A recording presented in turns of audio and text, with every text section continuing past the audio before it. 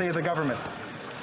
Ms. Freeland, seconded by Mr. Boissonnault, moves that this House approve in general the budgetary policy of the government. The Honourable Minister of Finance.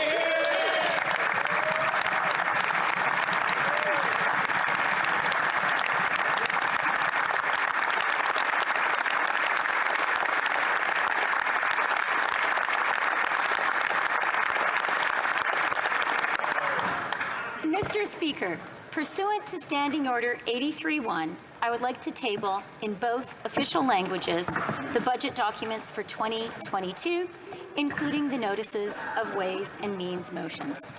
Les détails. The details concerning the measures included therein are set out in these documents, and pursuant to Standing Order 83-2, I request that the study of these motions be listed on the orders of the day. Thank you.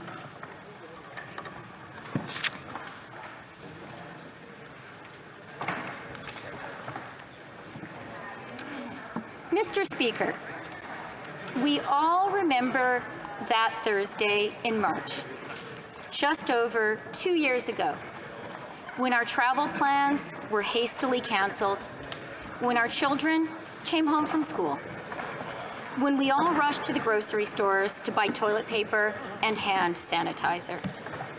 We realized then that this virus would disrupt our lives. But few of us imagined quite how much or for quite how long. And yet, here we are. We bent, but we did not break.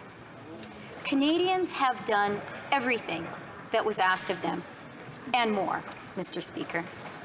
And so, to all of them, to all of you, I want to start by saying thank you.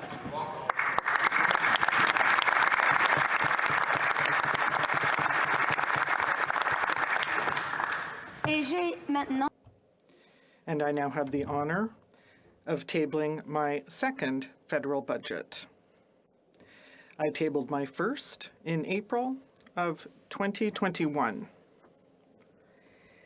In the year preceding it, the Canadian economy had teetered on the brink.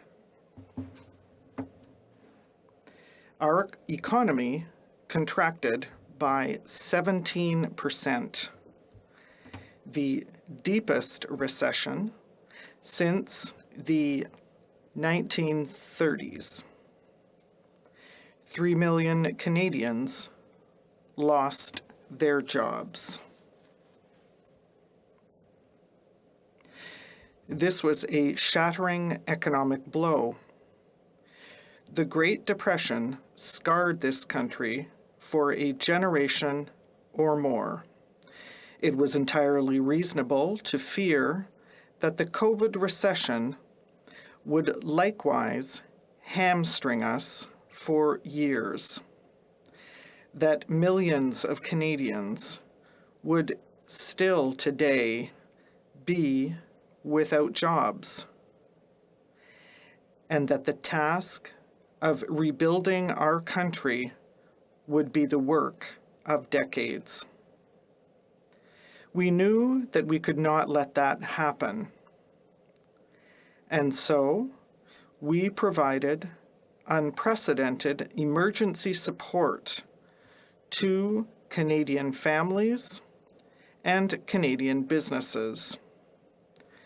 Our relentless focus was on jobs, on keeping Canadians employed, and on keeping their employers afloat. It was an audacious plan, and it worked. Our economy has now recovered 112% of the jobs that were lost during those awful first months.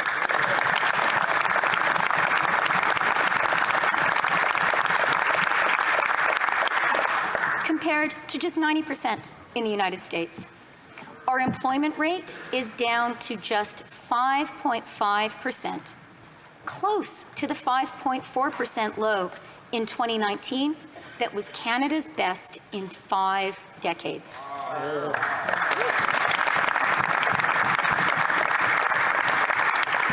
Our real GDP is more than a full percentage point above where it was before the pandemic.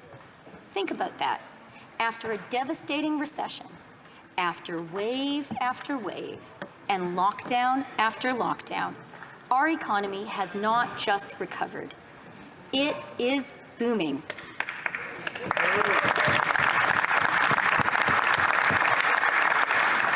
Today, Canada has come roaring back. But Canadians know that fighting COVID and the COVID recession came at a high price. Inflation, a global phenomenon, is making things more expensive in Canada, too. Snarled supply chains have driven prices higher at the checkout counter. Buying a house is out of reach for far too many Canadians. And now, Putin's barbaric war is making food and gas even more expensive. The money that rescued Canadians and the Canadian economy, 8 out of every $10 invested, was deployed chiefly and rightly by the federal government. But our ability to spend is not infinite. The time for extraordinary COVID support is over. And we will review and reduce government spending, because that is the responsible thing to do. On this point, Mr. Speaker, let me be very clear. We are absolutely determined that our debt to GDP ratio must continue to decline. Our deficits must continue to be reduced. The pandemic debt we incurred to keep Canadians safe and solvent must be paid down, and it is being paid down. This is our fiscal anchor. This is a line we will not cross. It will ensure that our finances remain sustainable.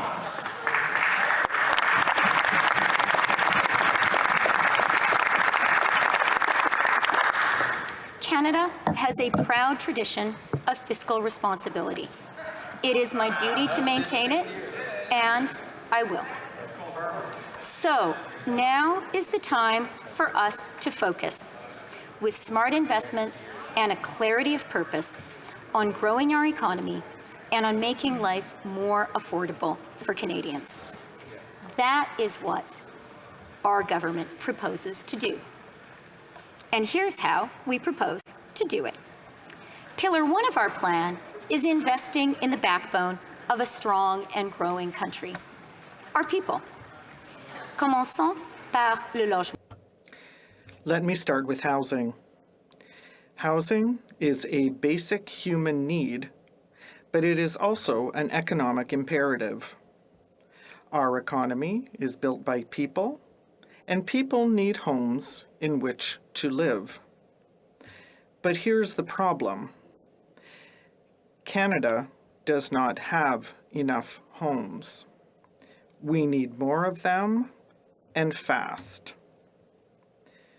This budget represents perhaps the most ambitious plan that Canada has ever had to solve that fundamental problem. Over the next 10 years, we will double the number of new homes we build.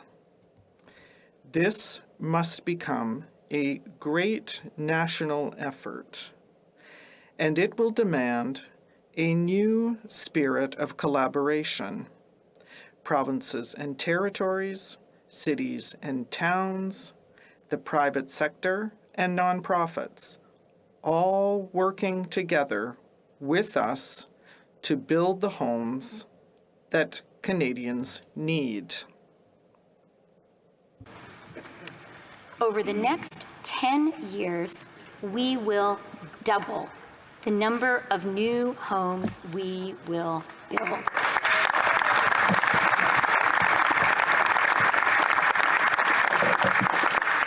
This must become a great national effort, and it will demand a new spirit of collaboration.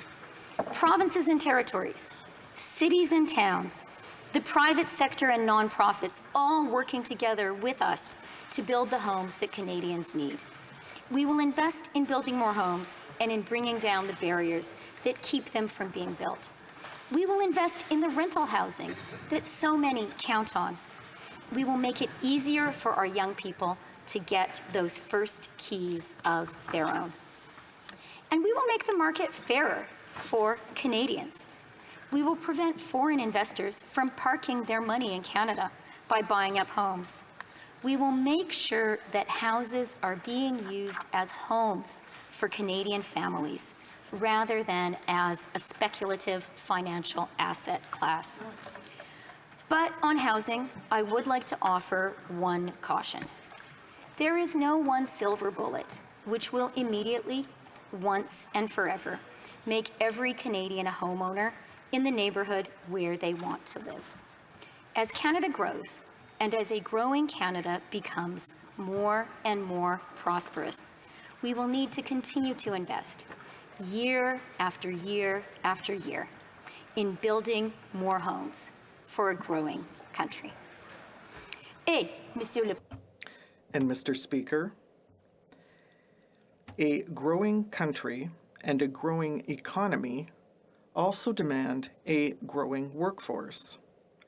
A lack of workers and of workers with the right skills is constraining the industrialized economies around the world.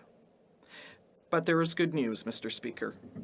In 2020, Canada had the fastest population growth in the G7. At a time when the world is starved for workers and talent, our country's unique enthusiasm for welcoming new Canadians is a powerful driver of economic prosperity. This budget will make it easier for the skilled immigrants that our economy needs to make Canada their home, and will make sure that they can work in the field they were trained for. Also invest in the determined and talented workers who are already here. We will make it more affordable for people working in the skilled trades to travel to where the jobs are. Programs like the Enhanced Canada Workers Benefit will make it more worthwhile for people to work and will make life more affordable for our lowest paid and very often most essential workers. We will invest in the skills that Canadian workers need to fill the good-paying jobs of today and tomorrow. And we will break down barriers and ensure that everyone is able to roll up their sleeves and get to work. And yes, one of those barriers is affordable childcare. When we promised less than a year ago to make high-quality, affordable childcare a reality for all Canadians, our plan was certainly welcomed. But the cheers were muted by justifiable skepticism. After all, similar promises had been made and broken for decades. 5 decades, in fact. That's why, as I stand here today, I am so glad to say we have delivered.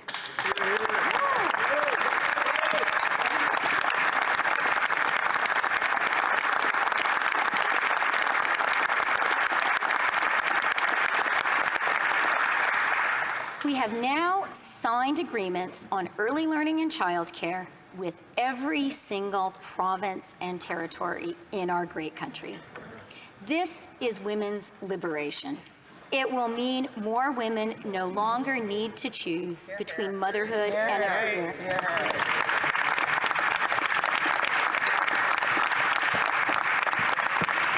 This is feminist economic policy in action, and it will make life more affordable for middle-class Canadian families. Fees are already being slashed across the country. By the end of this year, they will be reduced by an average of 50%. And in 3 years, childcare will cost an average of just $10 a day.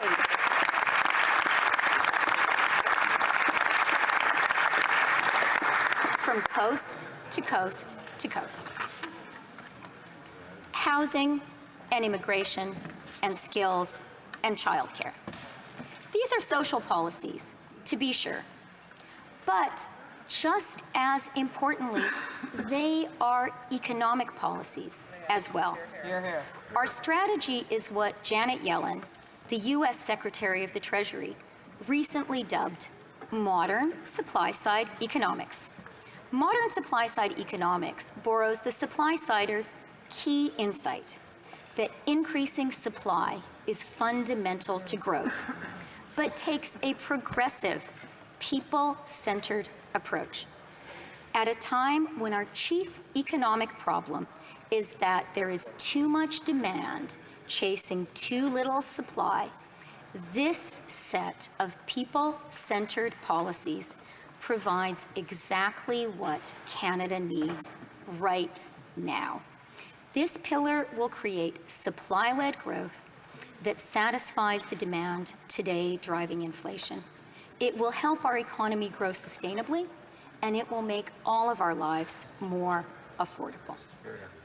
Notre deuxième pilier pour la croissance. Our second pillar for growing our economy is the green transition. In Canada and around the world, climate action is no longer a matter of political debate nor personal conviction. It is an existential challenge. That means it is also an economic necessity. In the largest economic transformation since the Industrial Revolution, the world economy is going green. Canada can be in the vanguard, or we can be left behind. That is, of course, no choice at all, which is why our government is investing urgently in this shift. Our plan is driven by our national price on pollution, the smartest, most effective incentive for climate action.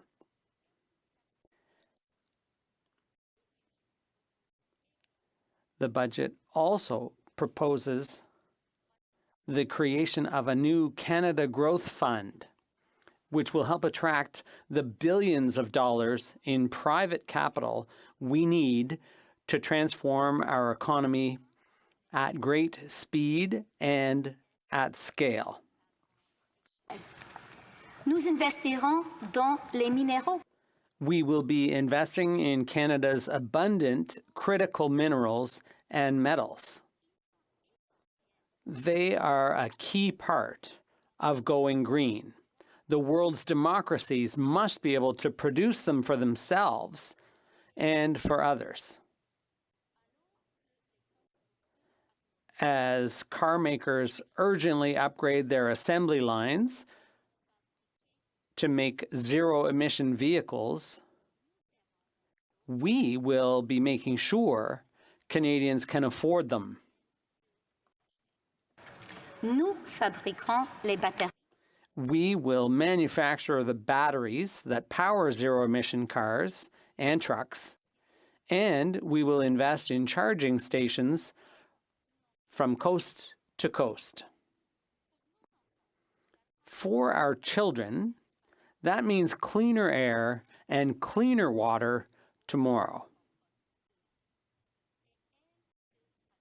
And it will also mean good jobs for Canadians today. Dès aujourd'hui.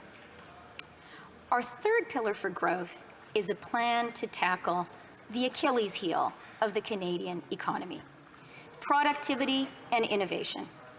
Canadians are the best educated people in the OECD.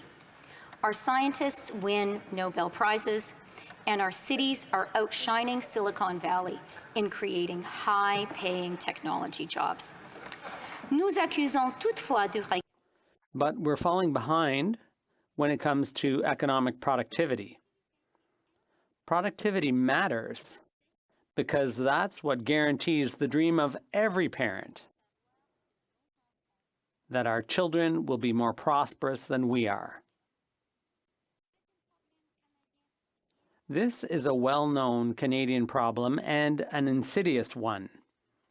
It's time for Canada to tackle it. And we propose to do just that, in part, with a new innovation and investment agency, drawing on best practices from around the world. The agency will give companies across the country and across our economy the tools and incentives they need to create and invest and to produce more with less. We will encourage small Canadian companies to grow. We will help Canadians and Canadian companies develop new intellectual property and turn their new ideas into new businesses and new jobs.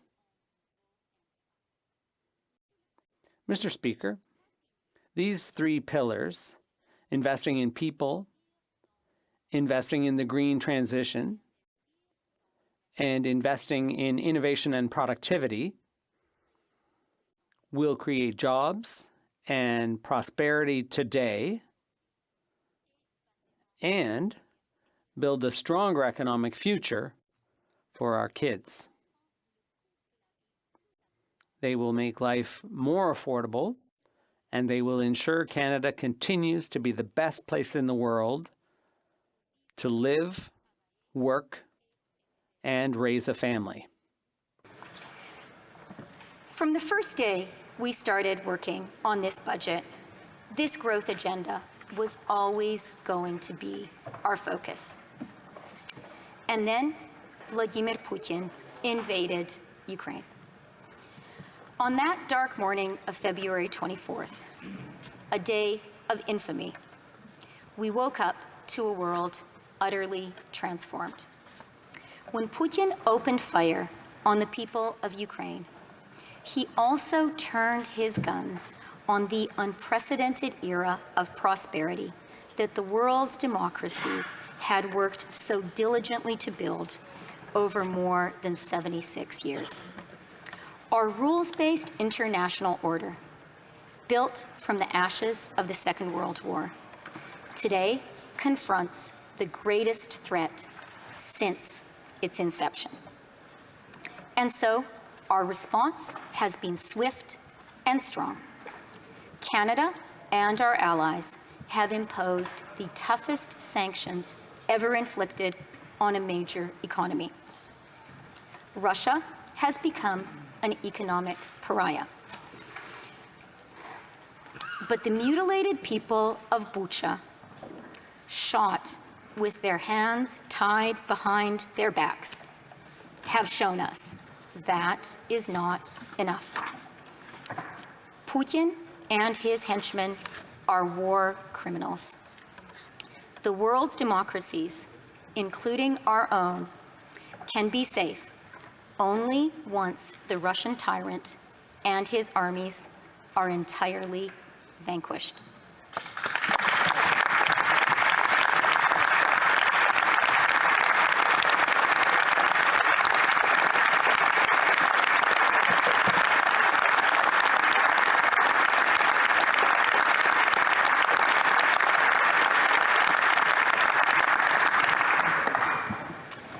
And that is what we are counting on the brave people of Ukraine to do.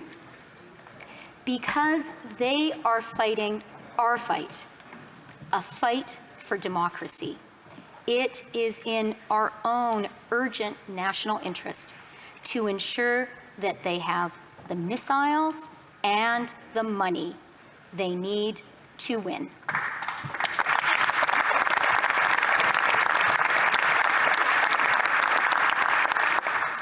And that is what this budget helps to provide. Russia's invasion of Ukraine has also reminded us that our own peaceful democracy, like all the democracies of the world, depends ultimately on the defense of hard power. The world's dictators should never mistake our civility for pacifism. We know that freedom does not come for free, and that peace is guaranteed only by our readiness to fight for it.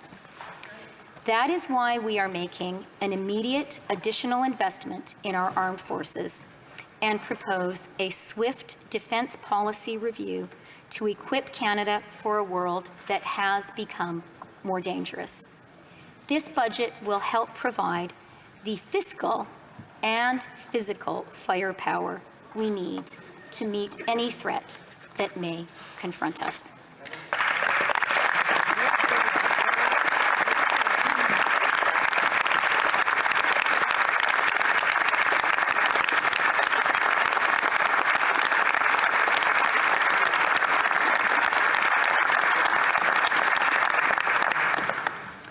And we understand that security includes energy security, which Canada must work to ensure for ourselves and our democratic partners.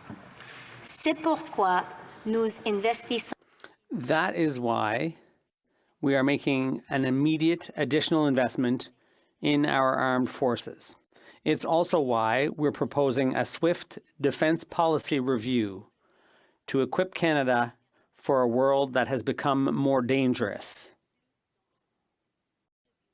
This budget will help provide the fiscal and the physical firepower we need to meet any threat that may rise to face us.